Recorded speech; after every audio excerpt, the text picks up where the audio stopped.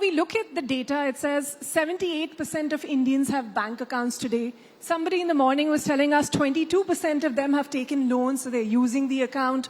Now, RBI also publishes this financial inclusion index where it says our score is about 60 on a scale of 0 to 100. What does all of this mean? Where are we really on the financial inclusion space, especially in the last few years where, Jan Dhan has given a big push. But what beyond that? Yeah, thanks, Ritu. See, just to set the context and come back to your question, traditionally NBFCs have been predominantly the entities which have been focusing on financial inclusions. It's been an age-old story that the customers who were unlendable to the bank historically have been funded by NBFCs. And the trend as on today stays. But yes, there are many changes which have happened over the last decade. Socio-economic factors like Jan Dhan accounts, access to bank accounts, overall growth in the economy and penetration of the availability of credit to the rural sector have increased the penetration of credit offering to the rural sector and also the access of formal credit. Traditionally, there were money lenders who were lending in these markets, but now, as we experience month on month, we have close to 25 to 30% of the borrowers who are first-time borrowers, who are new to the bureau itself. They don't have any borrowing history. And I represent a housing finance industry. So they are buying a home. It's not that they're buying a television set or a two-wheeler. So they have evolved in their journey and reached the stage of buying a home. And also what we learn is the demographics of the borrower profile is changing at a rapid pace. The average age of a consumer today has declined much more. I mean, reflecting straightly the average age of the country which we live in, the number of Gen Z and the millennials which have, started getting employed, started working, and even in the smaller cities, they have an aspiration to own a home. So that way, the advent of borrowing in the rural sector at the bottom of the pyramid, even in the Tier 4, Tier 5 cities, has seen a tremendous increase. And a big boost to that is access to bank accounts, because ultimately, even if we lend, we need to look at the repayment and how the money would come back to us. So there is a need for a customer to have a bank account, even though they may not be borrowing from the bank. So that way it has helped tremendously, and it's in a big growth. Well, it's great that you're saying almost 30% of the new customers every month are actually new to credit customers. At that rate, Mr. Iyer, I mean, we would have been somewhere else on financial inclusion, right? But why is it with the 12 large public sector banks, the 14 or so private banks, the thousands of NBFCs, the formal financial system that we have in place today, financial inclusion, especially to the last mile, remains a challenge? So I think we all should understand it's not only about lending, right? So if you had to only give money, I think by now everybody in the country would have got the money. It's also the ability to get back the money. So therefore, there will always be caution on how to lend and still be able to recover. And which is why you'll find this goes a little slow. But if you kind of overall look at it earlier, who got the money? Someone who could come to the branch or someone whom we could reach were the only ones who were getting the money, right? Now with the coming in of digital means and supported by an ability to underwrite through data, that number is increasing, and that's where you see the financial inclusion now taking, at a much faster pace. Because this is not a new word, right? This was talked about 10 years back, and we were talking about financial inclusion, and all of us said, if we gave it to someone who otherwise could not get credit formally, we called it financial inclusion. Slowly, if you see the pace, it substantially increased the number that was just quoted, and it will be even growing faster. So I think the ability to reach now through digital means is increasing rapidly. And you will find the same, that they're also repaying digitally, and therefore the confidence to lend also will increase. So I think we shouldn't look at it as a static position. One should always look at it as how is it continuously increasing or improving. And maybe if you do the same panel 1 year down the line, the percentage growth would be much faster than we're talking from where it has started. Well, we're certainly making progress and not regressing. Mr. Srinivasan, let me ask you then. We always talk of technology as this big game changer, and it has been. But, with this digital lending, and I was asking the previous panel as well, there are challenges that come along with it. In your sense, when you're looking at reaching to this new to credit customer using technology, what are the big areas of opportunity it has opened up, and what are the challenges that still remain for you, to not be able to get to that last mile customer? Yeah, so let me answer that question in two parts. One is, I think, the proliferation of public digital infrastructure, right, in terms of whether it is e-KYC, whether it is collecting mandates digitally through e-NACH, e-agreement. Some of these have enabled basically two things. One is obviously reach a wider audience. Obviously, we have expanded the base. So what we are able to do physically, let's say in 2 days, we are able to do it in minutes. That's number one. And obviously, I think India is continuing. India is going to be young for another, I think, 15, 16 years, right? So we are going to have a new set of borrowers who will come into this pyramid every year, right?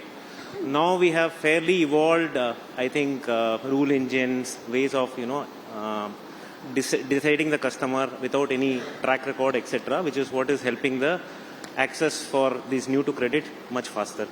I think this is continuing to go. I think this is a journey which will probably go on for another 10, 15 years. So just one point, I think you mentioned, we are also bankers, by the way. So I think you mentioned that you had bankers, and then we are introducing a different set of people. We are bankers too, to a different set of probably some overlapping clients and probably the same India.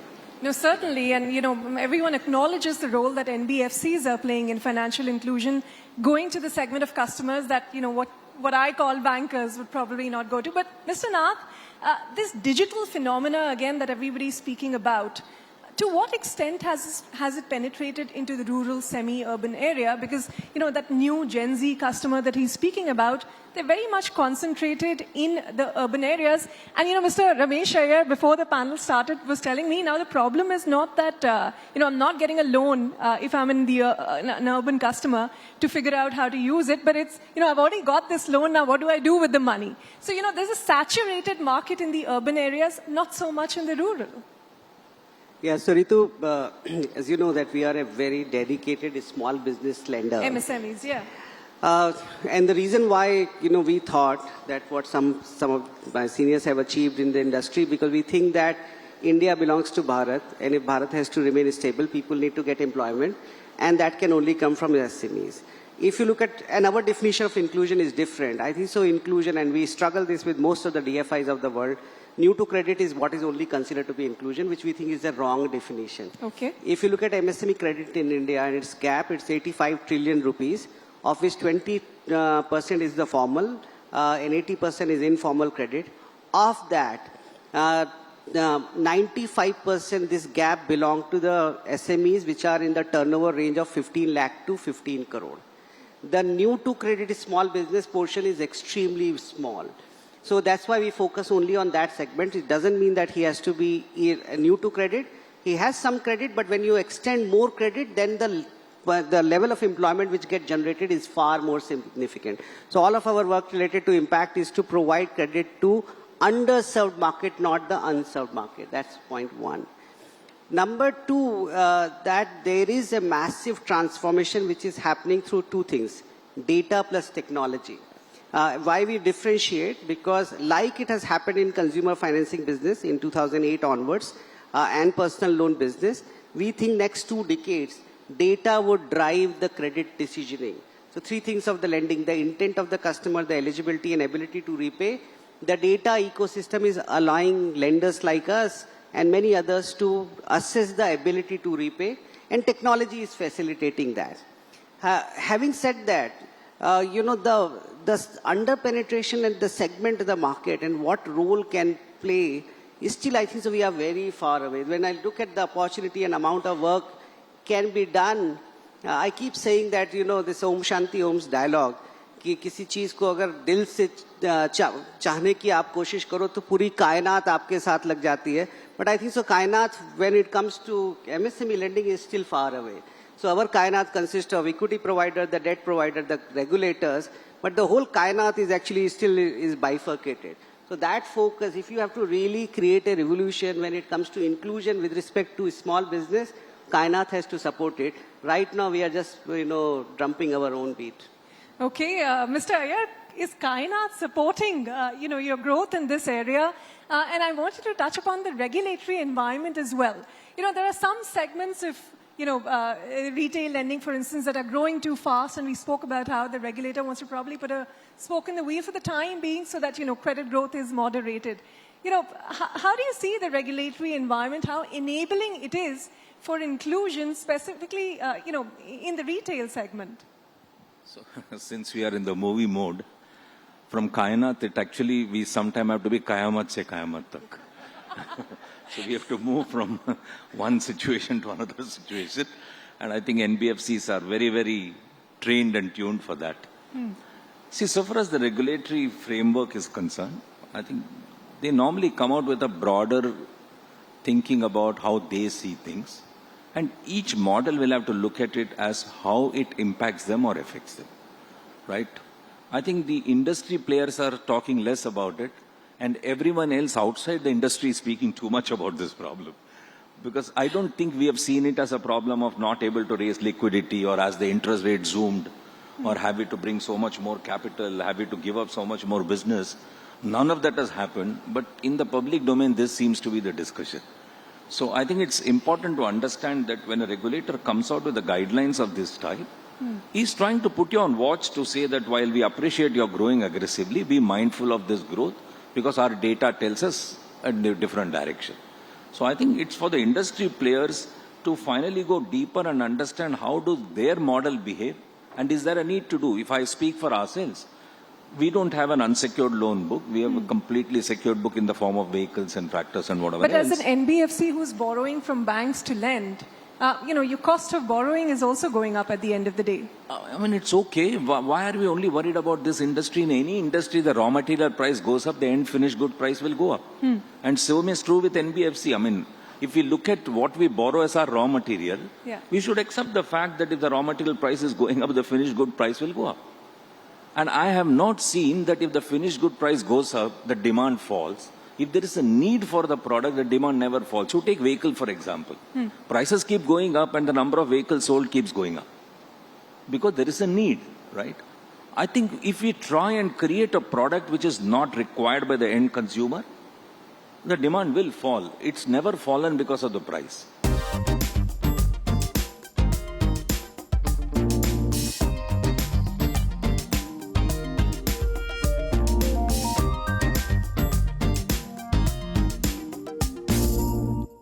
When you look at this, rural piece of the puzzle, for instance, how are the aspirations of your typical home loan borrower changing today as opposed to what they were, say, 10 years ago?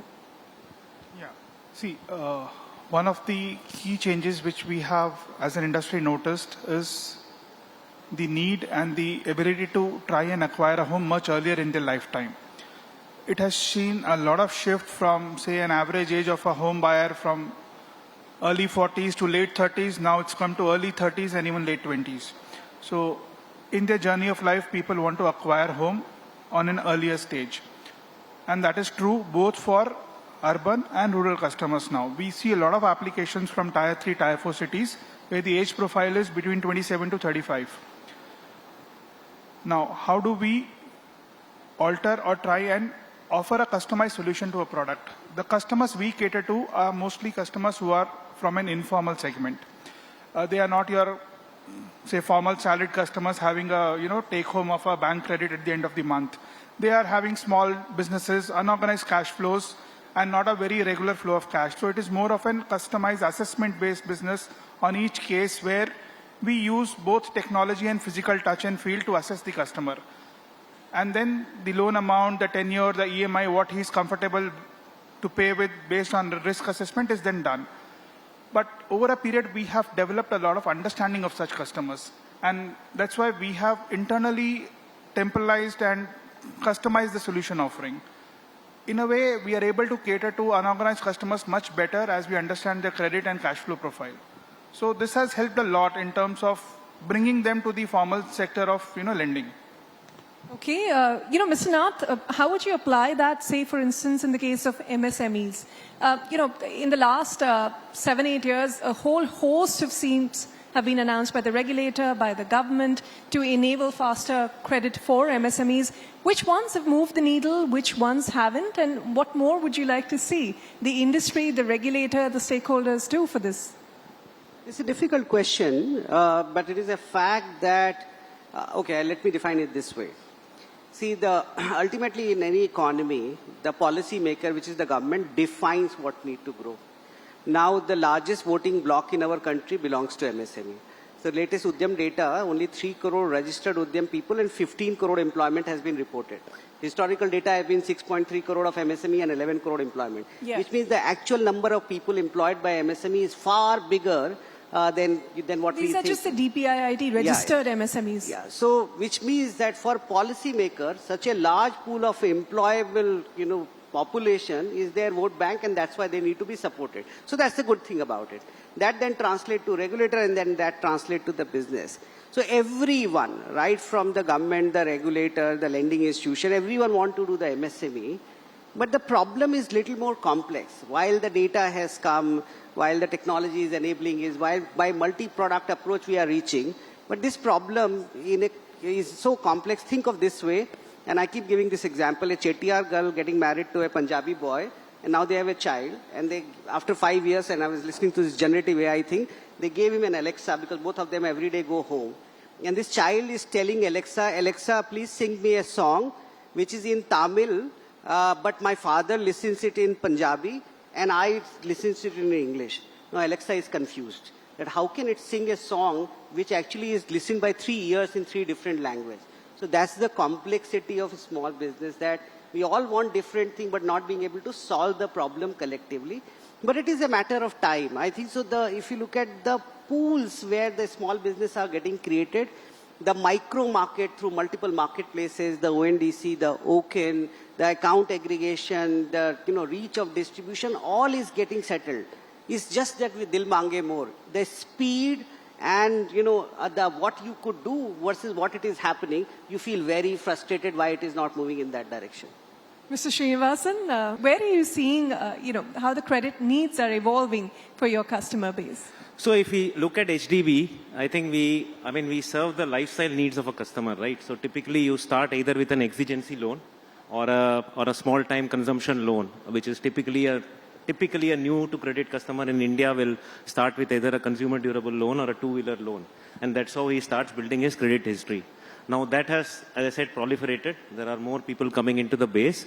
And as they progress and they move up in lifestyle, right, in terms of owning an asset or income generating asset or home finance. And I was surprised at the number of NTC which he's talking about in home finance. I mean, it is obviously staggering, right? So I think that is what I think most of the NBFCs now are moving towards. I mean, I think the large ones are multi-product companies.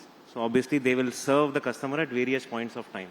So typically things like cross-sell, how do you engage the customer throughout his life cycle? I mean, those are the more important aspects which are coming in. Closing comments from all of you, starting with you, Mr. Nath.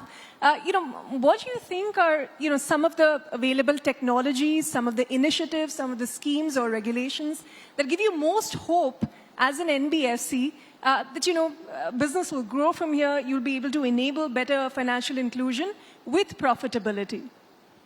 Yeah, so that your audience don't feel that I'm very filmy, on a serious note, I must tell you this. First and foremost, the reason why NBFC exists, besides there are so many banks, NBFC existence doesn't mean that banks are not capable. But, we are same set of people, we come and work for the banks, and sometimes with the NBFC, banks have better cost of capital, much higher size of capital to dispose. It's just our sheer focus on a customer segment which makes us relevant. Whether it is Mahindra for tractor, whether it is HDB in their customer segment, that's why our relevance is always there for a customer segment which otherwise difficult to serve from the mainline financial institution. Second, we believe that time has come when it comes to MSME financing, that what you have seen in terms of the development of tech and data architecture, starting from 2010, it has now come in play when it comes to small business financing. And there are a host of activity, whether it is Udyam, whether it is OKEN, whether it is ONDC, whether it is KYC, and the availability of data to underwrite the credit gives hope that next 2 decades, you will see the explosion of credit for small businesses. Now, some of them are very small initiatives, where Udyam is just an identifier for an MSME, but the ability to understand a customer and see the data through them is very, very powerful, right? The entire priority sector lending norms and the identification of MSME customer has become so simple, just by one simple thing. So there is host of things which are happening. The challenge still continues to be, for somebody like us, which has not a parentage advantage of like an HDB or Mahindra, is to be highly collaborative and work with banks, financial institutions, and funnel this and make a large business. So, and we continue to keep doing that. We are nimble. We think that we have some ability, which is probably 5 or 10% better than some of our peers in that segment of the market, and we have to keep selling that to larger financial institutions and be collaborative with them. No doubt that all the stakeholders that are in the system are needed for better inclusion. But Mr. Srinivasan, what gives you most hope? Most hope, starting with the big picture, is GDP growth. I think that gives me the biggest hope. Then obviously an aspiring population, which is coming more and more into the I would say, acceptable credit filter. Right? That's really changing in terms of a segment of population which we can lend to, sustain it, maintain a portfolio, and therefore achieve economies of scale. Right? A lot of it is like I would say, a virtuous cycle. So the more adoption customers have, the more economies of scale we are able to drive. So the overall growth of the economy and financial institutions are going to be reflections of that. And on the digital front, I think primarily, whatever we want to do and what the customers want, I think there is a convergence towards both, right? It's not that the customers want something else and the suppliers want something completely different. I think one hopes there is alignment there. Mr. Agarwal, your final thoughts. What gives you most hope? I think things are looking very bright, and the India growth story is looking very promising. We are very hopeful because still housing is at a very nascent penetration level in India. So there is immense scope. We are the most populated country in the world. Everyone needs a house. So the market is very big for all of us to play, and it is ever increasing. So it's a lot of positive side and a strong story ahead. You have the final word. Yeah, I think it's a misnomer that we all think that we choose a customer and give a loan. It's actually the customer chooses from whom he wants to borrow, right? And therefore, that gives me a lot of hope that if you run a business with a purpose very clearly, and you design the product and deliver the way the customer expects it, and you're able to communicate that possibility, then the customer will choose you. And that gives us hope that for the last 30 years, we've run the business, and every 3 years, I've been asked this question, that the competition is enhancing and what you really think. And every time I say that if you are useful to the customer, I think there is enough to do. I think we as a banker or an NBFC, the way we have to think about all the time is what are the changing aspirations of the consumer and what are we doing about it in the form of product, process, delivery, channel, whatever you call it, to stay relevant, and allow them to choose. All right. On that note, Mr. Nath, Mr. Srinivasan, Mr. Iyer, Mr. Agarwal, thank you all for candidly sharing your thoughts, and thank you for your time here. Thank you.